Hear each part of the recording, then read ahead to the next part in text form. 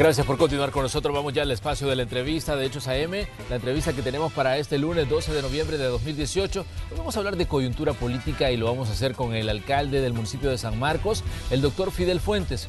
Pero ¿de qué tema vamos a hablar? Pongamos algunos elementos en contexto, luego saludamos al alcalde de San Marcos. La semana anterior fueron revelados los datos de la última encuesta realizada por la casa T-Research con sede en México, la cual revela que Nayib Bukele, candidato presidencial por el partido Gana, es quien encabeza la preferencia de los salvadoreños para las elecciones presidenciales de 2019. Según el estudio, Bukele muestra un 56.6% de preferencia, mientras que Carlos Calleja ostenta una preferencia de 32.2%. Más abajo se ubica el candidato del FMLN, Hugo Martínez, con un respaldo ciudadano del 9% y Vamos con el 0.9%. Ligado al tema de las preferencias, es importante mencionar que hace unos días el Centro de Monitoreo y Democracia brindó los resultados del primer monitoreo de propaganda electoral 2019, el cual refleja que los partidos políticos han gastado 4.7 millones de dólares durante el periodo del 2 al 31 de octubre en el inicio de la campaña electoral. Según el estudio, Gana ha hecho un gasto de $2.004.045. Arena ha gastado $1.889.962. El FMLN invirtió alrededor de $830.000 y Vamos $41.600, siendo este el que hasta el momento ha invertido menos en propaganda. Los partidos políticos se han estado preparando tanto para la campaña como para el evento electoral. Este 2018 todos los institutos participantes han cumplido con los requisitos para participar, iniciando con sus elecciones internas, muchas de ellas controversiales. En el caso de las del FMLN, uno de los críticos más fuertes fue el alcalde de San Marcos, Fidel Fuentes, quien ha generado diversas reacciones en contra de la dirigencia de su partido. Sin embargo, hace unas semanas se vio muy de cerca con la fórmula presidencial conformada por Hugo Martínez y Karina Sosa y solicitó a los habitantes de San Marcos su voto para ellos. Esta mañana, en la entrevista de Hechos AM nos acompaña el edil de San Marcos, Fidel Fuentes, con quien conversaremos sobre temas de coyuntura política electoral. ¡Comenzamos! Así es, este lunes le damos los buenos días al alcalde del municipio de San Marcos, el doctor Fidel Fuentes. Doctor, como siempre, un gusto recibirlo. Gracias, Manuel. Por supuesto, buenos días a toda la teleaudiencia de Hechos AM. Doctor, el fin de semana el FMLN recordaba los 29 años de la denominada ofensiva hasta el tope, la ofensiva final, que hasta cierto punto presionó la firma de los acuerdos de paz en el año 92. El FMLN en ese momento era un movimiento guerrillero, luego se convierte en un partido político y ahora ya ocupó por dos periodos consecutivos, ha estado en el Ejecutivo, en la Presidencia de la República. Me gustaría que hiciéramos una comparación, doctor, del FMLN que, se convirtió en partido, que pasó de un frente guerrillero a convertirse en partido político, con lo que es hoy el FMLN. ¿Qué diferencia ve usted, por ejemplo, entre el FMLN de finales de los años 80 con el FMLN de este 2018? Bueno, obviamente una de las cosas trascendentales en la historia es que el FMLN estaba en un escenario de guerra, que era también un escenario de lucha política y que efectivamente toda esa concepción de llegar al poder por la vía armada, pues obviamente da un viraje a finales de la década de los 80, principios de los 90, que obliga al FMLN a darle una salida negociada con el gobierno al conflicto armado que venía gestándose desde 1981 y que obviamente con los acuerdos de paz permite hacer esa reforma en buena medida profunda a las bases de la democracia del Salvador y de esa forma también permitir la participación del FMLN en la lucha electoral y en la lucha política, ya sin la represión y el seguimiento que se le daba a través de los cuerpos de seguridad del ejército, que era prácticamente el instrumento que tenía el grupo de poder en ese entonces. Pero ha logrado mantener los ideales del FMLN, en el sentido de que, porque vimos en las elecciones del 4 de marzo de este 2018, en el que mucha gente pues estaba descontenta, y una de las quejas era de que el FMLN había cambiado su rumbo, la ruta que traía de convertirse, de pasar de ser un movimiento guerrillero a convertirse en un partido político, y que parece que algo pasó y que en determinado momento hubo una desconexión con parte de su militancia y con parte de la ciudadanía. Es que las aspiraciones y los ideales de una fuerza política en oposición pueden llevarlo a tener una concepción de lo que puede ser estar en el poder. Y otra cosa es arribar al poder en las condiciones que el mismo sistema impone a quien llegue al poder, y tener que poder desarrollar ese plan ideal que se había planteado. Entonces nos ha sucedido un poco eso, ¿verdad? No era lo mismo el FMLN en oposición, no era lo mismo el FMLN cuando el líder máximo Chafik Hanal vivía y nos encontrábamos pues en una lucha política por llegar a gobernar, que llegar a gobernar en un principio con un presidente que no era ni del FMLN, ¿verdad? Y que obviamente en una estrategia por la simpatía, por no estar muy vinculado al FMLN, llevó a generar una amplia alianza que permitió llegar al poder, y donde obviamente se empezaron a implementar algunas situaciones, algunos cambios, pero que al final, ya en un segundo periodo del FMLN, por supuesto también hoy con un representante, ¿sí?, de la Comandancia General Histórica, efectivamente la población no percibe en buena medida esos cambios y esas transformaciones que a lo mejor se esperaban.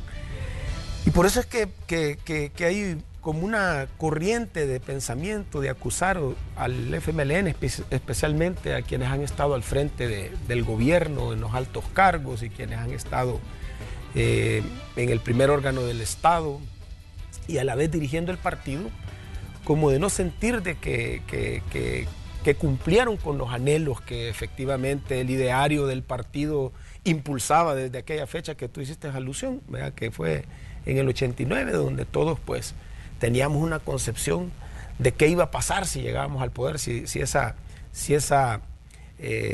estrategia armada de la ofensiva del 89 se hubiera concretado, cómo íbamos a implementar un gobierno y cómo íbamos a estar pues dirigiendo los destinos del país.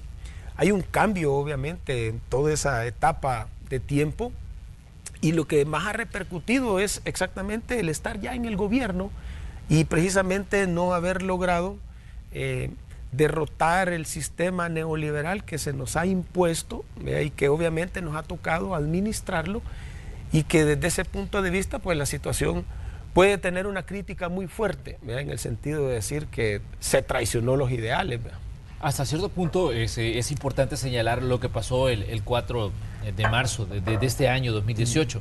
Mucha gente del FMLN perdió parte de su caudal de votos, y eso se refleja en la Asamblea Legislativa, donde pasa de tener 31 diputados a tener 23, donde lo vemos en las últimas encuestas, que lo vemos al candidato presidencial, lo vemos relegado pues a un tercer lugar, que parece que no está despuntando. Entonces la pregunta es, ¿el FMLN ha logrado reconectarse con la ciudadanía? Porque recordemos que después de los resultados de las elecciones del 4 de marzo, dijeron que entraban en un proceso de análisis y de reflexión, y que lo que se iba a buscar era ese acercamiento con la gente. Yo le pregunto a usted, como alcalde del municipio de San Marcos, como parte del FMLN, ¿se ha reconectado el FMLN con la gente? ¿Ha logrado, digamos, limar esas asperezas que dieron un resultado, digamos, que no fue, digamos, del todo favorable, o por lo menos lo que la dirigencia esperaba el 4 de marzo? Basándome en dos situaciones muy concretas. La primera, los sondeos de opinión no vislumbran que eso ha sucedido. Efectivamente nos mantenemos relegados. Yo recuerdo muy bien que se hacían sondeos antes del 4 de marzo de las perspectivas electorales para las presidenciales del 2019, y esa posición ya la ocupábamos como FMLN. Y la otra es que estamos en el contacto diario. Yo puedo hablar por el territorio que me corresponde dirigir, y la verdad que hay frialdad de la gente, hay expresiones de la gente de no darnos el apoyo, hay renuencia, ¿vean? Andamos trabajando la visita casa por casa y no se puede negar, ¿verdad? Es más, sería un error negar de que hay una situación todavía de desconexión con la población. La población expresa desencanto, la población pues todavía no se siente como muy animada.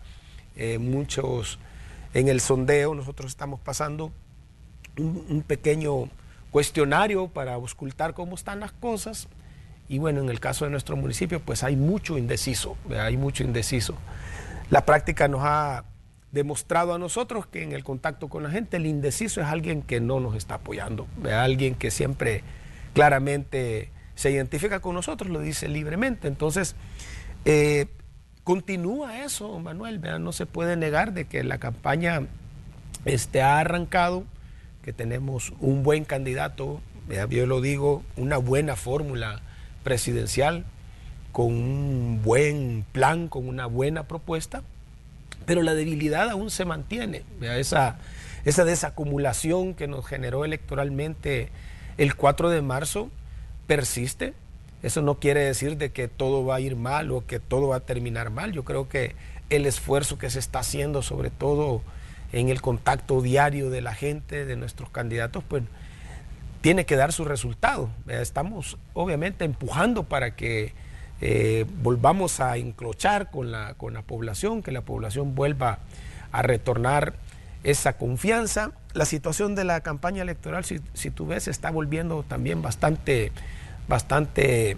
friccionada, sobre todo pues entre Gana Nuevas Ideas con Arena, que están prácticamente despuntando arriba de nosotros, pero que también saben de que entre ellos pues va a haber una competencia, que es lo que dicen los sondeos. Entonces siento yo de que habrá un momento de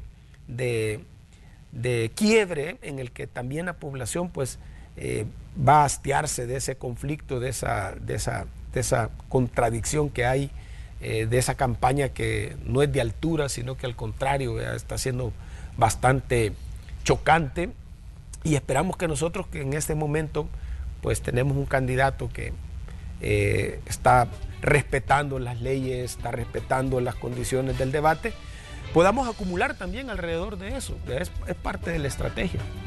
Hay elementos importantes a analizar sobre esta situación. Veamos el primer periodo del FMLN. En el Ejecutivo, Mauricio Funes sale del poder, sale con una nota, digamos, hasta cierto punto aceptable, considerando hacer un comparativo con el resto de presidentes. El profesor Salvador Sánchez Serén está por concluir su periodo y sale con una nota muy baja, entre las peores evaluadas.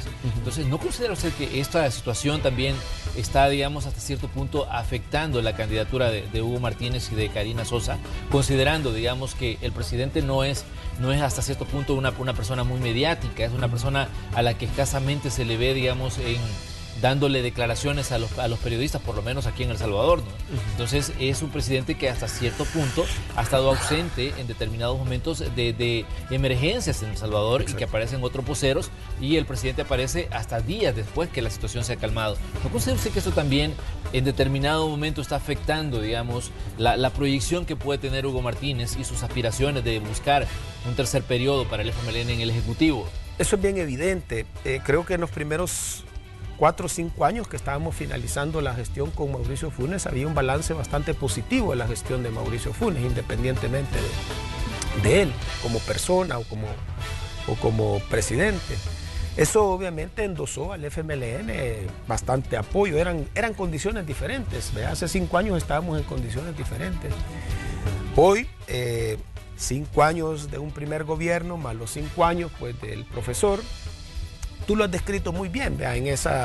En esas características y esas condiciones que ha tenido nuestro presidente, que lo ha llevado a que tenga una percepción y una calificación bastante baja. Nosotros ahorita ya, gobierno y FMLN como partido, pues ante el pueblo somos vistos como una unidad, ¿verdad? O sea, nuestra ejecución de gobierno y nuestro partido están de la mano en esto. Y la nota al presidente de la República pues muestra efectivamente ese desencanto y demuestra también de que la población pues ha retirado, ¿verdad? Esa percepción de un líder, ¿verdad? Porque yo creo de que la gente espera mucho eso, ¿verdad? Que el presidente lidere, que el presidente vaya a la vanguardia de la coyuntura. No hemos podido tener eso, ¿verdad? Y no se puede exigir más porque desde un principio, desde que yo conozco a quien es nuestro presidente, esa es su personalidad, la forma de ser de él siempre ha sido así, la cual pues dentro del partido era catalizada como tal, ¿verdad? Pero dentro de ya la función como presidente de la República, eso nos ha generado en buena medida algunas dificultades, ¿verdad? Lo dice la calificación que tiene, ¿verdad? Todavía faltando un buen tramo para terminar la gestión de gobierno y las percepciones han ido cada vez más bajas, ¿verdad? En cuanto al aval de su gestión. Eso por supuesto nos está generando algunas dificultades. Pero no se le puede echar toda la culpa a él, ¿verdad? Él ha tenido todo un equipo, todo un gabinete que en buena medida pues tuvo que haber contrarrestado esa situación natural, ¿verdad? Yo digo así, ¿verdad? Situación natural de el perfil que tiene nuestro presidente, pero que al final no es lo que determina que estemos nosotros mal, ¿verdad? Yo creo que hay cosas más profundas, cosas más prácticas. ¿Cómo cuáles, doctor? Bueno, yo lo he dicho varias veces, las instituciones, muchas de las instituciones que tienen que ver con aquellas medidas que tenían que favorecer a las clases populares, pues obviamente jugaron un mal papel. Yo he hablado de ANDA, yo he hablado del Ministerio de Hacienda en cómo ha distribuido los recursos, cómo ha sacrificado a muchas instituciones que tienen labor social y los ha encarecido en el traslado de fondos. He planteado lo que sucedió con el Ministerio de Economía, que es una medida que se ha revertido hoy con Luz Estrella, que está haciendo todo lo posible pues, por cubrir esa parte del subsidio focalizado que nos dañó. ¿No considera que en determinado momento, luego de las elecciones del 4 de marzo, hubo medidas que fueron hasta cierto punto apagafuego, en el sentido de que ver que la situación estaba ya, digamos, un tanto complicada, salir, digamos, a intentar revertir decisiones que se habían tomado antes? ¿No considera que fueron algunas medidas así, hasta cierto punto, ver que la casa estaba en llamas y salir corriendo con una cubeta con agua para intentar apagar lo que ya había pasado y que el desencanto había llegado al ciudadano? Eso no funciona en ninguna instancia de gobierno, llámese local, llámese ejecutivo. Muchas veces es muy difícil, ¿ya? Que en los últimos tramos de una gestión se quiera contrarrestar todo lo que no se ha hecho el tiempo atrás, ¿verdad? Eso es difícil, en buena medida creo yo de que el 4 de marzo marcó una alerta que sí ha permitido, ¿verdad?, que el gobierno a través del Plan 10 pues haya hecho muchas cosas que están impactando, muchas cosas que se están revirtiendo, pero que el tiempo es bien corto, ¿verdad? Prácticamente terminaron las elecciones del 4 de marzo y estábamos ya en efervescencia y en esa fuerza de la contienda preelectoral, ¿verdad? Los candidatos en primarias, y obviamente pues no ha permitido como que demostrarse que las situaciones están más allá de lo electoral, sino que están en función del interés de país. Pero ¿quién es el que en el FMLN no ha escuchado, o quiénes no han escuchado, digamos, las alertas que se han encendido desde la voz de los ciudadanos, cuando el mismo FMLN reconoce que había una situación de descontento entre la ciudadanía y dice es necesario que hagamos un proceso de reflexión para reconectarnos con el ciudadano? ¿Quién no está escuchando? ¿El Ejecutivo o el partido en general no está escuchando las alertas de los ciudadanos? Porque vemos que el FMLN dijo entramos en un periodo de reflexión, pero al final él dijo, bueno, hemos concluido, y no hubo absolutamente pues mayores movimientos dentro del partido, aunque sí hubo movimientos dentro del Ejecutivo cuando se comienza a revertir algunas de las acciones que se habían tomado. ¿Considera usted que en el partido hasta cierto punto se está haciendo oídos sordos a lo que ha estado pasando en determinado momento? Para la percepción de la gente creo que no fue así, ¿verdad? Bueno, yo creo que de parte del gobierno se hizo por lo menos algo, ¿verdad? Bueno, el Plan 10, que a partir de que inicia un protagonismo en la Secretaría Técnica de la Presidencia del vicepresidente y que convoca efectivamente a todos a impulsar esas medidas que son cuantificables y que son verificables, ¿verdad? Pero por otra parte, todos sabemos de que la población mandó un mensaje también a la dirección del partido, a la cual pues la gente y no la estaba viendo como con el liderazgo en un partido que está en el gobierno, y lejos de eso pues cuestionaba mucho su actuación y todo. Se esperaba que después del 4, se esperaba, ¿verdad? Pero no fue así, de que hubieran algunos cambios, algunos ajustes, que la evaluación pues hubiera permitido pues mandar un mensaje a la población de cambiar el equipo direccional en algunos niveles, ¿verdad? No que se echara la dirección o que se les echara la culpa a ellos, sino que hacer los ajustes necesarios, los recambios. Pero no se hizo, ¿verdad? No se hizo. Efectivamente la evaluación fue muy superficial. Yo recuerdo muy bien al secretario general en una convocatoria en la que estuvimos todos en la evaluación, y casi después de la evaluación nos dijo: miren, ya no sigamos discutiendo, ya no perdamos el tiempo, vamos a visitar ya a la gente, vámonos ya a la campaña, aquí no nos estemos diciendo ya más. O sea, ese fue un mensaje que quedó claro. Aquí no le echemos la culpa a nadie, aquí no ha pasado nada y activémonos. De hecho, la militancia está activa. De hecho, en muchas de las asambleas, la militancia le endosó el apoyo a quienes estaban en las instancias de dirección para continuar. Producto de eso es que hoy tenemos, que llegamos a la visita y mucha gente nos dice: mire, ¿y que por qué no cambian? Mire, ¿y por qué los mismos? Claro, los compañeros de la dirección no enfrentan eso en el día a día, en la casa, cuando llegan a abordar a los votantes. La militancia sí lo está haciendo, y los mensajes que están diciendo es eso. Yo no sé si se los informan o no se los informan, pero de mi parte, pues yo aquí en San Marcos les puedo decir que tenemos tabulado claramente cuáles son las percepciones del pueblo, que no creo que solo sean en San Marcos, que es una desaprobación a nuestra dirección, una desaprobación en la forma de conducir, una desaprobación en esa visión que tiene la gente, que a la vez hacen gobierno. Casi el 40% de la gente dice que el gabinete y la dirección los mira casi como uno solo, ¿verdad? Pero una pregunta que surge, doctor, y que es muy válida, es la conexión que puede existir entre la fórmula presidencial y la dirigencia del FMLN. Si vemos, Medardo González es el que está manejando parte de la campaña, y vemos también a Gerson Martínez, que estaba pues trabajando también en el plan de gobierno que va a ser presentado el 14 de noviembre, según nos decían ayer las diputadas Yancy Urbina y Nidia Díaz, que estuvieron aquí con nosotros en el programa Camino a las Urnas. Pero la pregunta es, ¿existe esa conexión entre Hugo Martínez, Karina Sosa con la dirigencia del FMLN, esa conexión necesaria para ver problemas como los que usted nos está planteando esta mañana? Yo creo que la conexión es muy fuerte. Bien, porque efectivamente Hugo Martínez no fue apoyado por buena parte de quienes tú has mencionado. Incluso Gerson era su contendiente, ¿verdad?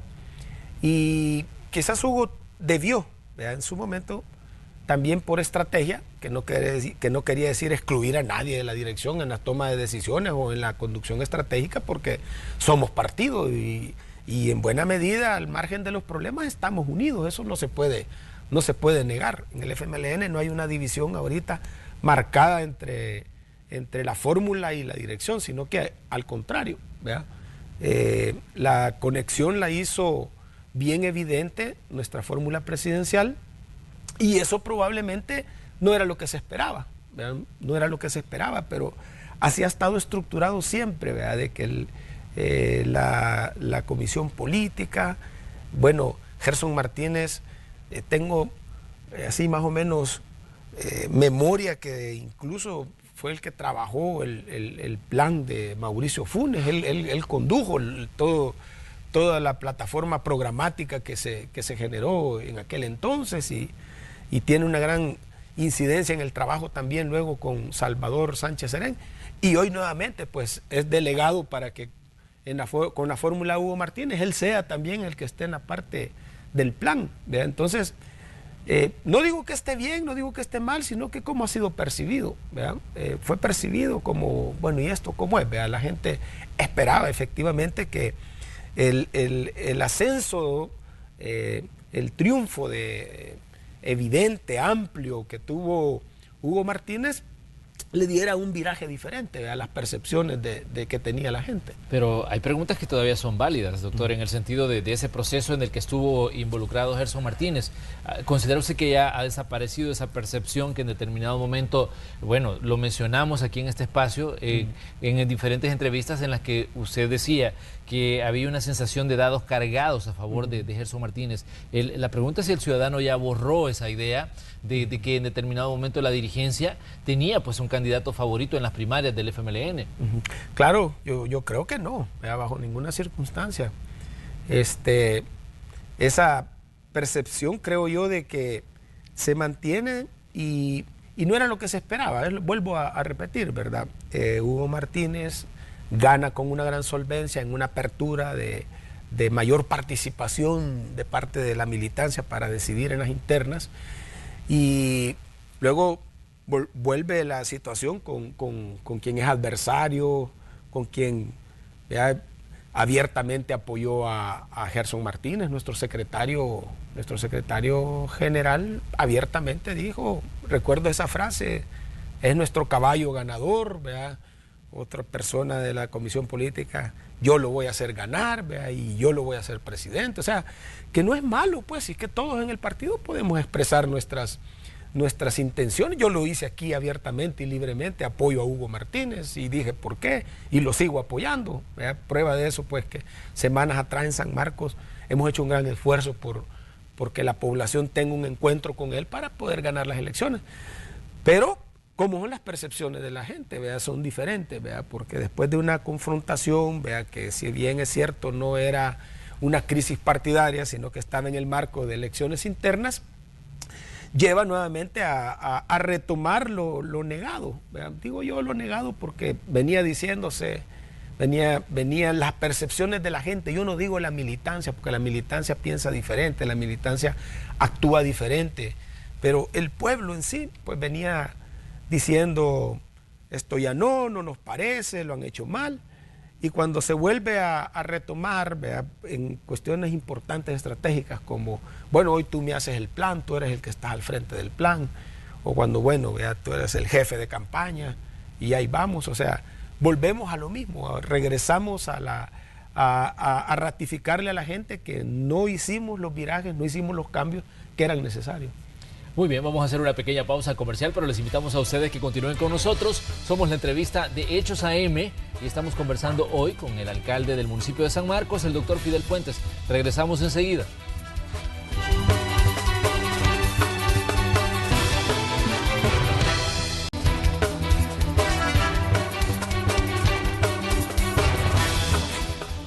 Esta mañana de lunes, el lunes 12 de noviembre de 2018, conversamos aquí en el espacio de la entrevista de Hechos AM con el alcalde del municipio de San Marcos, el doctor Fidel Fuentes, y estamos hablando sobre situaciones que tienen que ver con el proceso electoral que está viviendo El Salvador. Recordemos que este proceso nos va a llevar al proceso más importante, la elección del 3 de febrero de 2019. Doctor, hablábamos un poco sobre el tema de los sondeos de opinión y decíamos el FMLN aparece relegado en un tercer lugar. Y vemos hasta cierto punto pues una Nayib Bukele que se mantiene liderando los sondeos de opinión. ¿Qué lectura hacen esto? ¿Es esto producto del desgaste, digamos, propio de los partidos políticos? Arena, que estuvo 4 periodos en el Ejecutivo, el FMLN con 2 periodos, y vemos ahora pues esa situación que parece hasta cierto punto una situación que está marcando, y es el desgaste natural que los partidos han sufrido y que el ciudadano pues hasta cierto punto parece que les quiere pasar una factura, o les está pasando una factura al decirles pues ya probamos con uno, probamos con el otro y nuestra realidad no cambia. Entonces, y que ahora, bueno, dicen que siempre la escoba nueva barre bien. Entonces, en este caso, Nayib Bukele se ha convertido, digamos, hasta cierto punto, como en la novedad del proceso electoral. ¿Qué lectura hace usted de toda esta situación de los sondeos y de lo que puede pasar, digamos, con esta elección tan importante que va a vivir El Salvador el 3 de febrero? Sí, sucede eso, ¿verdad? En la historia de del país, de todos los partidos que hemos estado en el gobierno, ha habido ese agotamiento normal de lo que significa estar al frente del Ejecutivo en este país, El Salvador. Si no recordaremos, pues los tiempos de conciliación, el PCN, se agotaron. Luego vino una crisis allí, pues que era diferente en términos electorales, pero se agotó el PCN, terminó con un golpe de Estado, por decir así, ¿verdad? Producto ya de no haber podido resolver lo que profundamente estaba afectando a El Salvador. Llega el PDC, recordarán ustedes, ¿verdad? En una... La denominada aplanadora verde. Llamarada de Tusa, que tuvo el control de todo, que tuvo el Ejecutivo. Digo llamarada porque solo pudieron estar en el Ejecutivo 5 años. Luego nos vamos a 20 años de arena, ¿verdad? Donde también El Salvador no sale de los problemas, el salvadoreño no sale de la situación de crisis en la que están. Y luego 10 años de nuestro partido, del FMLN, donde se mantienen. Han habido muchos cambios, ha habido mucho en lo social, pero la percepción todavía del pueblo de no tener soluciones de carácter ya más estables en la crisis esta, ¿verdad? El tema seguridad, el tema trabajo, el tema ingresos, alto costo de la vida, producto de eso pues tanta gente que está migrando y ha migrado siempre. Entonces hay otro agotamiento, ¿verdad? Ha sido muy fácil para el principal opositor, Nayib Bukele, en Nuevas Ideas, bueno, en esta alianza con Gana, despuntar en las encuestas por ese agotamiento natural que los partidos y que actualmente nosotros estamos sufriendo, que tiene que ver también con el agotamiento ya de la partidocracia, ¿verdad? en nuestro país, y ese ha sido el elemento favorable para Nayib Bukele, ¿verdad? El primero, pues estar en una posición de señalar y de poder criticar, y eso pues obviamente la gente lo enchufla, ¿verdad? Con el salvadoreño que lo vive, y bueno, y proponer y generar esperanzas que al final la gente no está muy interesada en eso, sino que está más interesada en castigar, ¿verdad?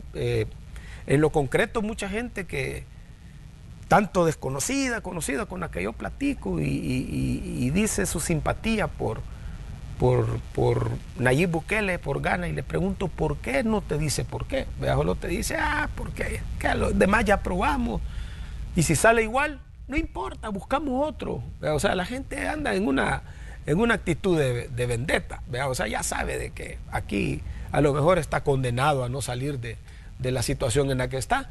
Pero, y eso lo hace, por decir así, el salvadoreño de a pie, ¿verdad? Y el salvadoreño que clase media, que piensa y todo eso, pues da razonamientos efectivamente que van por la ruta del castigo, ¿verdad? Del desencanto de aquello que no se cumplió, de aquello que se esperaba y que no está.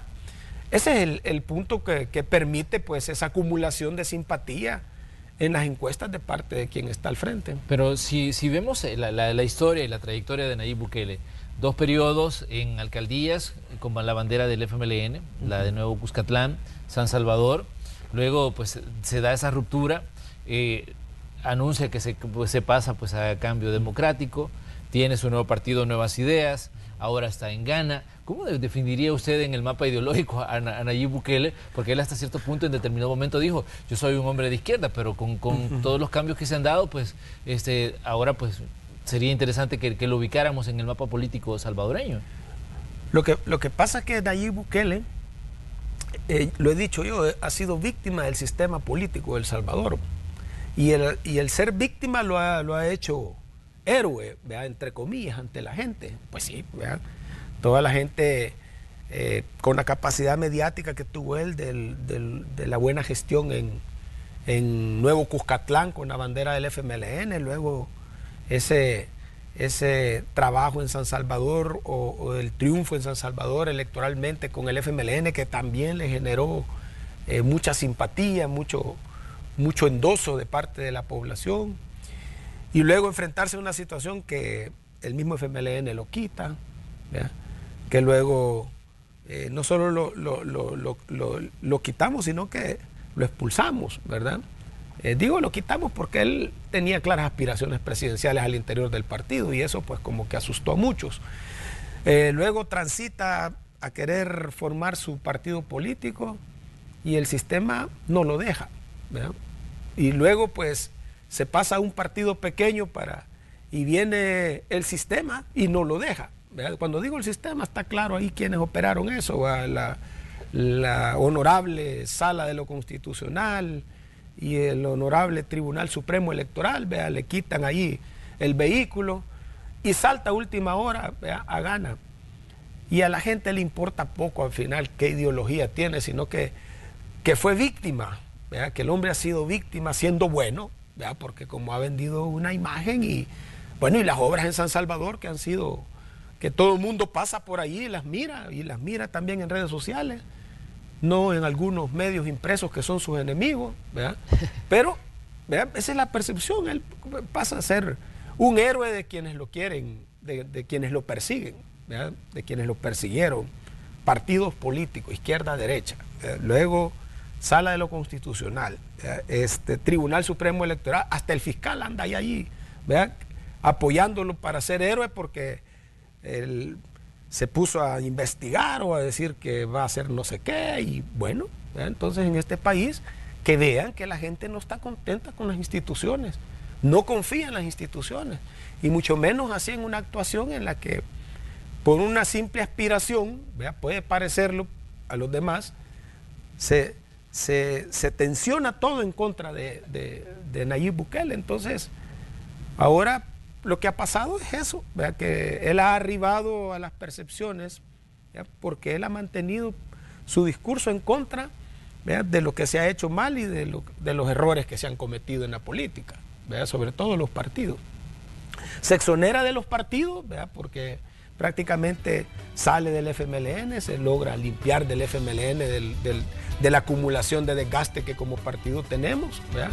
Y va saltando hasta tener la posición que tiene ahorita, ¿verdad? Esa es la lectura que hago yo de él, ¿verdad?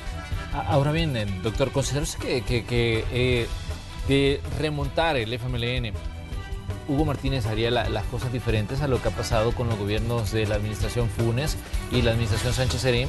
¿Percibe usted que puede marcar un cambio o la gente hasta cierto punto dice, bueno, todos los políticos en determinado momento dicen son más de lo mismo? Mire, yo estoy convencido que Hugo Martínez, de salir vencedor en las próximas elecciones, hará las cosas diferentes, ¿verdad? Primero porque él lo ha dicho y él ha planteado de que va a ser necesario cambiar muchas cosas que se han hecho mal, ¿verdad? En su plan creo yo que tiene una visión más clara de las cosas y yo estoy convencido que los 10 años nos han dado esa experiencia de poder detectar qué cosas, ¿verdad? Hicimos mal, fallamos y qué es lo nuevo que debemos de hacer. Yo estoy convencido que sí lo va a hacer. ¿Pero lo dejarían hacer las cosas diferentes? La sí, dirigencia, el sí, partido. Claro que sí. Yo percibo que una cosa es Hugo Martínez y ser presidente dentro del partido. Y yo creo que la investidura del presidente le permitiría tener un poquito más de posición más fuerte e incluso pues poder estar con la dirección de tú a tú. ¿Verdad? Que no es la situación en la que está ahorita. Si no recordemos, aunque no, voy a hacer una mala comparación, ¿verdad? Pero no recordemos a Mauricio Funes. ¿Verdad? Mauricio Funes con el partido muy contento y cuando llegó a presidente se puso como presidente, pues, ¿verdad? Hizo, no digo que él lo hizo bien, ¿verdad? Pero él puso su gabinete, él puso las condiciones y todo aquello de que se decían que el FMLN le iba a imponer y todo, eso no se dio, ¿verdad? Entonces Hugo Martínez creo que va a ser lo mismo en términos de que podrá él, por ser hombre de partido, negociar algunas cosas, pero él va a dirigir El Salvador. Muy bien, doctor, le queremos agradecer que haya venido a conversar con nosotros esta mañana. Siempre es interesante sus puntos de vista y bueno, esperamos recibirlo nuevamente aquí, siempre en el espacio de la entrevista de Hechos AM. Gracias, Manuel. Bueno, gracias a todos los televidentes. Bueno, cerramos nosotros así este espacio, vamos a la pausa y ya regresamos con más noticias aquí en Hechos AM.